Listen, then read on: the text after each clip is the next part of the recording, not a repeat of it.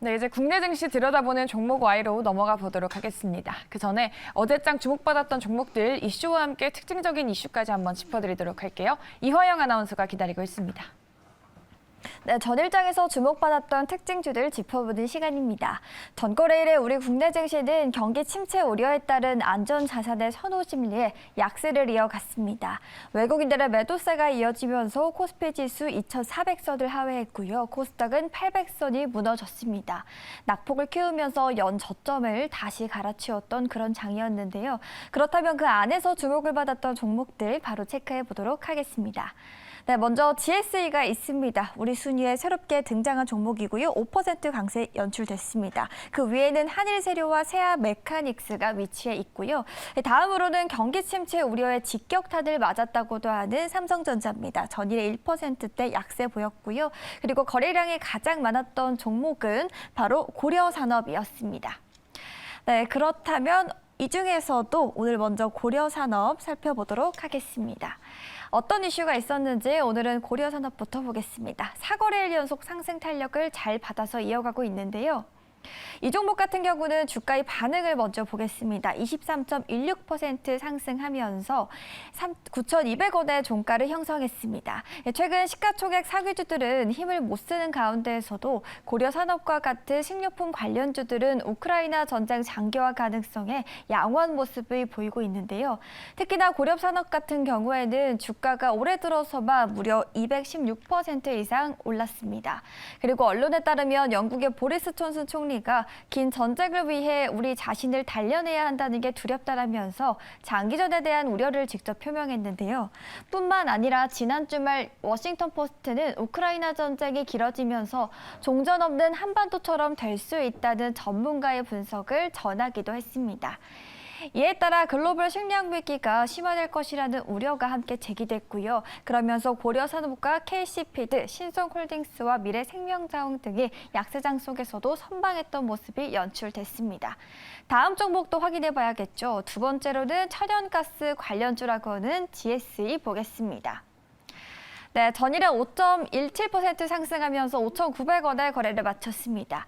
이날 GSE는 유럽 천연가스가 급등했다는 소식에 강세 보였는데요. 또한 앞서 이탈리아 최대 에너지 회사인 에니는 러시아 국영가스 기업인 가스크롬이 가스 공급량을 15%가량 줄이기로 했었다고 밝혔었죠. 가스 기업인 가스크롬은 어쩔 수 없이 가스 공급을 줄일 수밖에 없다는 입장이지만 유럽은 우크라이나 자원에 대한 러시아의 보복 조치라고 보고 있고요.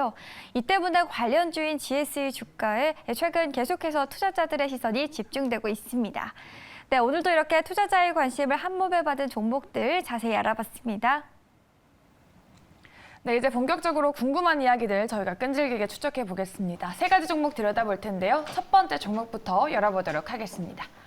네, 종목과의 오늘의 첫 번째 종목은 고려신용정보 되겠습니다. 이름에서 볼 수 있듯이 채권 투심업 기업이죠. 네. 이런 기업들은 주식시장이나 부동산 기업이 좀 안 좋을 때 강세로 돌아서는 경향이 있잖아요. 네, 맞습니다. 어제 10% 넘게 오른 이유가 그냥 단지 이런 이유 때문일까요? 네, 그렇죠. 뭐 가장 컸던 이유가 아마 향후에 이제 금리 인상에 따라서 경기 둔화 가능성에 대한 그런 이제 우려가 어떻게 보면 반대로 이제 어떤 긍정적인 네. 시그널로 이제 받아들였다라고 보시면 되지 않을까 싶습니다.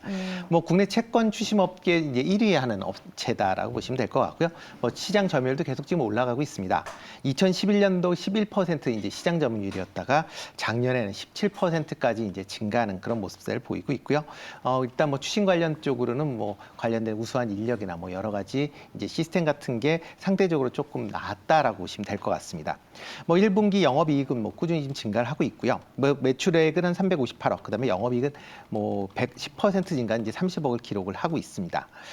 특히 이제 좀 전에 말씀드렸듯이 이제 한은에 이제 그 계속 기준금리가 올라가면서 뭐 관련된 이제 내용들 자체를 본다라고 하기는 기업 경기 둔화 가능성이 뭐 계속 좀 불거지고 있는 상황 아닌가라는 생각이 들고 있고요.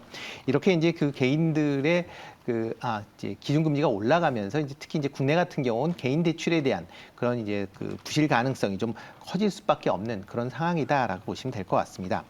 특히 이제 코로나 이후에 지금 자영업이나 소상공인들에 대한 대출 만기를 계속 지금 연장을 해주고 있습니다. 그 연장이 아마 이번 9월에 아마 종료가 될 걸로 그렇게 이제 예정이 되어 있는데요. 만약 이렇게 이제 9월 달이 지난다라고 하게 되면 기존에 이제 그 부실로 돼야 되는 그런 이제 한계 채권에 대해서 본격적으로 이제 부실로 바뀌어지지 않을까라는 그런 또 이제 우려를 해보고 있습니다. 그러다 보면 이런 이제 가계 대출이 이제 증가를 한다라고 하게 되면 부실이 증가를 한다라고 하게 되면 소비가 둔화되고 그다음에 뭐 여러 가지 이제 국내 경제에 부정적인 영향을 끼칠 수밖에 없는 거고요. 그러다 보면 이제 잘못하면 이런 악순환이 뭐 접어들게 된다라고 하게 되면 상대적으로 고려 신용정보 입장에서 보면 긍정적인 시그널이다라고 보시면 되겠습니다. 또 하나가 이제 최근에 이제 그러니까 이제 6월 말에 접어들면서 중간 배당에 관련된 얘기들이 조금씩 나오고 있는데요. 고려 신용정보가 이제 매해 중간 배당을 실시를 하고 있습니다. 뭐 작년에도 중간 배당이 이제 150원을 실시를 했는데요. 뭐 지금 뭐 배당 수익률로만 본다라고 하게 되면 한 1.7% 정도를 이제 기대를 해볼 수 있기 때문에 뭐 단순히 이런 이제 중간 배당 관련된 이슈도 같이 어저께 뭐 나온 거 아닌가 싶습니다. 네, 고령 신용정보 부실 채권이 조금 증가하는 추세여서 이런 추심 업체들에게는 좀 호재로 돌아간다라는 좀 안타까운 이야기를 또 전해드렸습니다. 자, 그럼 다음으로 두 번째 특징주 열어보도록 하죠. 네, 오늘의 종목의 두 번째 종목은 고려산업 되겠습니다. 네, 앞서서도 저희가 에그플레이션 관련주를 다뤘었는데 이런 하락장에서도 좀 독보적으로 좀 잘 가고 있는 고려산업 23%나 무려 급등을 했습니다. 단기 급등에 따른 조금 유의할 필요가 있다라는 이야기도 나왔었는데 좀 같은 의견이신가요? 네, 그렇죠. 일단 뭐 곡물 가격에 따라서 이제 사료 가격이 올라갈 것이다라는 이제 기대감 때문에 지금 올라가고 있다라고 보시면 될 것 같고요. 일단 곡물 가격 자체가 아마 인상 아마 계속 있을 걸로 예상이 되고 있습니다. 이게 단순하게 곡물이라는 게 일반 공산품하고는 다르게 한번 뭐 뚝딱해서 만들어지는 게 아니라 파종을 한 다음에 수확 때까지 보통 1년 이상의 시간이 걸린다라고 감안을 하면 최근에 이런 이제 여러 가지 뭐 우크라이나 사태나 아니면 특히 최근에 이제 미국 중부 지역에 이제 폭염 관련된 얘기들이 나오면서 향후에 이제 수확량이 상당 부분 좀 줄어들 것이다라는 우려가 이제 큰 그런 상황이다라고 보시면 될 것 같습니다. 특히 이제 전일 같은 경우에는 그러니까 미국 중부 지역에 이제 폭염주의보 때문에 좀 이슈화가 좀 됐다라고 보시는 게 맞지 않을까 싶는데요. 일단 미국 중부 지역이 그 열도물로 인해서 폭염주의보가 지난주부터 지금 발효가 되고 있습니다. 뭐 일 평균 기온이 지금 35도 이상으로 지금 올라가고 있는데요. 이 지역이 지금 정도 될 때 보통 예년 평균 기온이 20도에서 25도 사이입니다. 그거에 비해서 최고 기온이 10도 이상 지금 올라가 있는 상황이어서 아마 이 지역 내에 작황이 상당히 좀 부진할 것으로 그렇게 예상이 되고 있고요. 뭐 일부 보도에 의하면 이 해당 지역 내에 폭염으로 인해서 가축들이 폐사를 할 정도로 지금 폭염 수준이 상당히 좀 심각하다라는 게 어떻게 보면 어저께 이제 주가를 좀 끌어올렸었던 주요 요인 아닌가라는 생각이 들고 있습니다. 그렇지만 이제 단기 급등했었다라는 부분은 좀 유의해 주셔야 될 것 같고요. 그리고 또 하나가 이제 곡물 가격 인상과 그다음에 실질적으로 제품 가격 인상에 이제 텀이 발생할 수밖에 없습니다. 1분기 실적을 본다라고 하게 되면 매출은 이제 19% 증가를 했는데 영업이익은 71% 감소를 했습니다. 이렇게 이제 영업이익이 감소를 했었던 가장 큰 이유는 일단 사료 가격 상승이 때문에 이제 매출은 증가를 했지만 대한 이제 비용 부분이 같이 증가를 했기 때문에 영업이익이 감소를 했다라고 보시면 될 것 같고요. 그렇기 때문에 현재 상황에서 뭐 단기간에 좀 향후 이제 이런 곡물 관련주들이 뭐 장기적으로 보면 뭐 수익이나 아니면 매출 증가세가 꾸준히 유지될 걸로 예상은 되지만 단기적인 급등에 의한 그런 부분은 좀 주의하실 필요는 있지 않을까 싶습니다.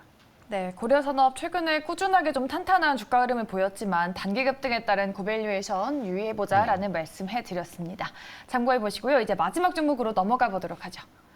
네, 오늘의 세 번째 종목은 공구음원이라는 종목입니다. 네, 최근에 무상증자 발표하면서 상한가를 찍었었는데 다시 좀 반락을 했습니다.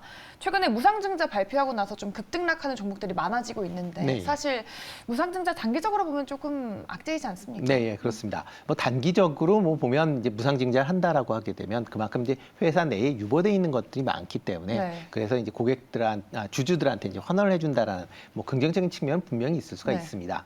그렇지만 이제 무상증자를 한다라는 건 그만큼 그러니까 주식 수가 늘어난다라고 생각하시면 될 것 같고요. 주식 수가 늘어나면 그만큼 주가 상승에는 상당히 탄력성을 좀 떨어뜨리는 그런 이제 효과가 있다라고 보시면 될 것 같습니다. 그렇기 때문에 뭐 공구닷컴도 일단 공구우먼 같은 경우도 지금 그 지난 이제 6월 14일 날 그러니까 주당 이제 5주의 이제 무상증자를 발표한 이후에 급등세를 보였습니다. 그 급등을 하면서 일단 무상증자로 인해서 자본금의 이제 증가 효과는 분명히 있습니다. 기존에 이제 3억 6천만 원 정도에 불과했는데 이게 이제 22억으로 증가를 하기 때문에 회사 측면에서 보면 당연히 조금 이제 자본 증가해서 재무 안정성은 확보될 수 있다라고 보여지고요.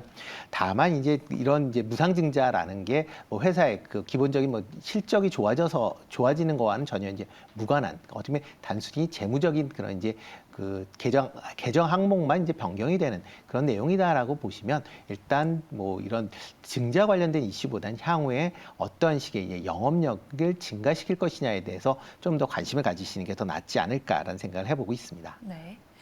이런 무상증자 관련한 종목들이 좀 급등락이 많이 큰 모습이니까 리스크 관리 좀 어떻게 해야 될까 궁금하신 분들 많을 것 같은데 네. 간단하게 한번 알아볼까요? 네, 일단 뭐 이제 무상증자 같은 경우는 뭐 한 번 정도의 뭐 상한가는 뭐 가능하다라고 생각을 하지만 뭐 최근 같이 뭐 이제 며칠씩의 뭐 2, 3일 뭐 아니면 뭐 최고 이제 6일까지도 지금 상한가를 기록한 적이 있고요.